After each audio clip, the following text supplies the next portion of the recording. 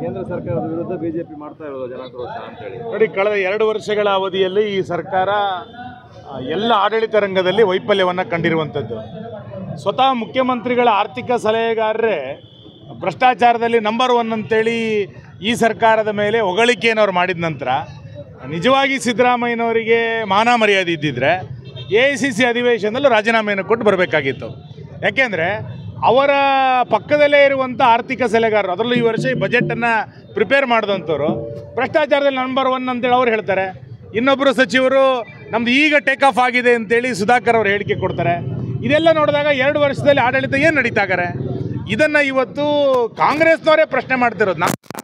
ಇಂಥ ಸಂದರ್ಭದಲ್ಲಿ ದಲಿತರ ಹಣವನ್ನು ಮಿಸ್ಯೂಸ್ ಮಾಡಿರುವಂಥ ಸರ್ಕಾರ, ಮುಸ್ಲಿಂ ಓಲೈಕೆಯನ್ನು ವ್ಯಾಪಕವಾಗಿ ಹೆಚ್ಚಿಸುವಂಥ ಈ ಸರ್ಕಾರ, ಬೆಲೆ ಏರಿಕೆಯಲ್ಲಿ ಗರಿಷ್ಠ ಪ್ರಮಾಣವನ್ನು ಮುಟ್ಟಿರುವಂಥ ಸರ್ಕಾರ, ಇವತ್ತು ನೀರಿನ ಬೆಲೆ ಏರಿಕೆಯನ್ನು ಬೆಂಗಳೂರಿನಲ್ಲಿ ಜಾಸ್ತಿ ಮಾಡಿದ್ದಾರೆ.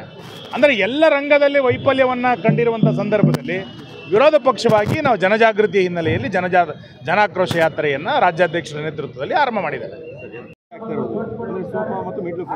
ಅಲ್ಲ, ದಲಿತ ನಾಯಕರಿಗೆ ಅತ್ಯಂತ ಅವಹೇಳನ ಮಾಡಿದ ಅಂಬೇಡ್ಕರ್ನಿಂದ ಹಿಡಿದು ಅಂಬೇಡ್ಕರರಿಗೆ ಚುನಾವಣೆಯಲ್ಲಿ ಟಿಕೆಟನ್ನೇ ಕೊಡದಲ್ಲೇ ಇರುವಂಥ ಸರ್ಕಾರ ಇತ್ತು. ಇವತ್ತು ಖರ್ಗೆ ಅವರಿಗೆ ನಿಜವಾಗಿ ಸ್ವಾಭಿಮಾನ ಇದ್ದಿದ್ರೆ ಅವ್ರು ಅಲ್ಲಿಂದ ಸಭೆಯಿಂದ ಎದ್ದು ಬರಬೇಕಾಗಿತ್ತು. ಒಬ್ಬ ರಾಷ್ಟ್ರೀಯ ಅಧ್ಯಕ್ಷರಿಗೆ ಸೋಫಾದಲ್ಲಿ ಮಿಡ್ಲ್ ಫ್ರೇಮ್ನಲ್ಲಿ ಕೂರ್ಲಿಕ್ಕೆ ಬಿಡದೆ ಇನ್ನೆಲ್ಲೋ ಕೂರ್ಲಿಕ್ಕೆ ಬಿಡ್ತಾರೆ ಅಂತಂದರೆ, ಇನ್ನು ಮರದ ಕುರ್ಚಿಯಲ್ಲಿ ಕೂಡಕ್ಕೆ ಬಿಡ್ತಾರೆ ಅಂದರೆ, ದಲಿತ ರಾಷ್ಟ್ರೀಯ ಅಧ್ಯಕ್ಷನಿಗೆ ಕಾಂಗ್ರೆಸ್ನಲ್ಲಿ ಈ ಪರಿಸ್ಥಿತಿ ಆದರೆ ಊರಿನಲ್ಲಿರುವಂಥ ದಲಿತನ ಪರಿಸ್ಥಿತಿ ಏನು ಕಾಂಗ್ರೆಸ್ನ ಬಗ್ಗೆ? ಇದು ಇವತ್ತು ಚರ್ಚೆಯ ವಿಷಯ. ಇದನ್ನು ಕಾಂಗ್ರೆಸ್ಸೇ ಕ್ಷಮೆಯನ್ನು ಕೇಳಬೇಕು ಮತ್ತು ಸ್ವಾಭಿಮಾನದಿಂದ ಖರ್ಗೆ ಅವರು ಇದನ್ನು ಹಿಂದೆ ಸರಿಬೇಕು ಅಂತ ನಾನು ಆಗ್ರಹಿಸ್ತೇನೆ. ಇದು ನನ್ನ ವ್ಯಾಪ್ತಿನಲ್ಲಿಲ್ಲ, ಇದನ್ನು ರಾಜ್ಯಾಧ್ಯಕ್ಷರು ಮತ್ತು ಹೈಕಮಾಂಡ್ ಇದನ್ನು ಗಮನಿಸಬೇಕು.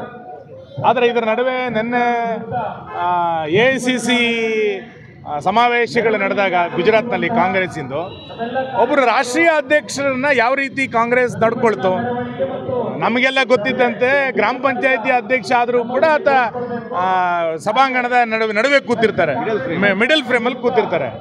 ಆದರೆ ಮಲ್ಲಿಕಾರ್ಜುನ್ ಖರ್ಗೆ ಅವ್ರನ್ನ ಯಾವ ರೀತಿ ಸೈಡಲ್ಲಿ ಕೂರಿಸಿದ್ರು, ಬೇರೆ ಬೇರೆಯವರು ಎಲ್ಲೆಲ್ಲಿ ಕೂತಿದ್ರು. ಅಂದರೆ ಕಾಂಗ್ರೆಸ್ಸಿನ ರಾಷ್ಟ್ರೀಯ ಅಧ್ಯಕ್ಷರಿಗೆ ಗಾಂಧಿ ಕುಟುಂಬ ಯಾವ ರೀತಿ ಮರ್ಯಾದೆ ಕೊಡ್ತಾ ಇದೆ ಅನ್ನೋದರ ಜೊತೆಯಲ್ಲಿ ಒಬ್ಬ ದಲಿತ ನಾಯಕನನ್ನು ಯಾವ ರೀತಿ ಕಾಂಗ್ರೆಸ್ ನಡೆಸ್ಕೊಂಡಿದೆ. ದಲಿತರ ಬಗ್ಗೆ ಕಾಂಗ್ರೆಸ್ಸಿಗೆ ಮೊದಲಿಂದನೂ ಕೂಡ ಇದೇ ರೀತಿಯಾದಂಥ ಅಭಿಪ್ರಾಯ ಇರೋದು. ಒಬ್ಬ ರಾಷ್ಟ್ರೀಯ ಅಧ್ಯಕ್ಷ ಆಗಿದ್ದರೂ ಕೂಡ ದಲಿತ ಅನ್ನುವ ಕಾರಣಕ್ಕೆ ಅವ್ರಿಗೆ ಅಪಮಾನ ಮಾಡಿದರು. ಕರ್ನಾಟಕದಲ್ಲಿ ಅಖಂಡ ಶ್ರೀನಿವಾಸ ಮೂರ್ತಿಯ ಒಬ್ಬ ದಲಿತ ಶಾಸಕನ ಮನೆ ಮೇಲೆ ಬೆಂಕಿ ಹಾಕಿದಾಗಲೂ ಕೂಡ ಇಲ್ಲಿರುವ ಕಾಂಗ್ರೆಸ್ಸಿನ ಸರ್ಕಾರ ಅಥವಾ ಕಾಂಗ್ರೆಸ್ಸಿನ ನಾಯಕರು ಶ್ರೀನಿವಾಸ ಮೂರ್ತಿಯ ಪರವಾಗಿ ನಿಲ್ಲೇ ಇಲ್ಲ. ಅಂದರೆ ದಲಿತರ ಬಗ್ಗೆ ಸಂಪೂರ್ಣವಾಗಿ ತಾತ್ಸಾರವನ್ನು ಹೊಂದಿರುವಂಥದ್ದು, ಅದು ರಾಷ್ಟ್ರೀಯ ಅಧ್ಯಕ್ಷರಿಂದ ಹಿಡಿದು ಕಾಲೋನಿಯಲ್ಲಿರುವಂಥ ಒಬ್ಬ ದಲಿತ ಬಂಧುವಿನ ತನಕವೂ ಕೂಡ ಕಾಂಗ್ರೆಸ್ ತನ್ನ ತುಷ್ಟೀಕರಣದ ರಾಜಕಾರಣಕ್ಕೆ ಬಳಸ್ಕೊಂಡಿದೆ ವಿನ ಅವ್ರನ್ನ ಉದ್ಧಾರ ಮಾಡಬೇಕು ಅಂತೇಳಿ ಕಾಂಗ್ರೆಸ್ಸಿಗೆ ಯಾವತ್ತೂ ಕೂಡ ಅನ್ನಿಸ್ಲಿಲ್ಲ. ನಾನು ಇವತ್ತು ಪತ್ರಿಕೆಗಳಲ್ಲಿ ನೋಡಿದೆ, ಜಾತಿ ಗಣತಿ ವರದಿಯನ್ನು ನಾಳೆ ಕ್ಯಾಬಿನೆಟ್ಟಲ್ಲಿ ತರ್ತಾ ಇದ್ದೀವಿ ಅಂತ ಅವರು ಉಲ್ಲೇಖ ಮಾಡಿದ್ದಾರೆ. ನಾನು ಸರ್ಕಾರಕ್ಕೆ ಕೇಳುವಂಥದ್ದು, ಈ ಜಾತಿ ಗಣತಿ ವರದಿ ಕಾಂತರಾಜು ವರದಿಯನ್ನು ಅವ್ರು ಜಾರಿಗೆ ತರ್ತಾ ಇದ್ದಾರಾ, ಅದು ಜಯಪ್ರಕಾಶ್ ಹೆಗಡೆ ವರದಿಯನ್ನು ತರ್ತಾ ಇದ್ದಾರಾ? ನೀವು ಕಾಂತರಾಜು ವರದಿಯನ್ನು ಜಾರಿಗೆ ತರ್ತಾ ಇದ್ದರೆ ಜಯಪ್ರಕಾಶ್ ಹೆಗಡೆ ವರದಿ ಏನಾಯಿತು? ಅಥವಾ ಜಯಪ್ರಕಾಶ್ ಹೆಗಡೆ ವರದಿಯನ್ನು ತರ್ತಾ ಇದ್ದರೆ ಕಾಂತರಾಜು ವರದಿ ಏನಾಯಿತು?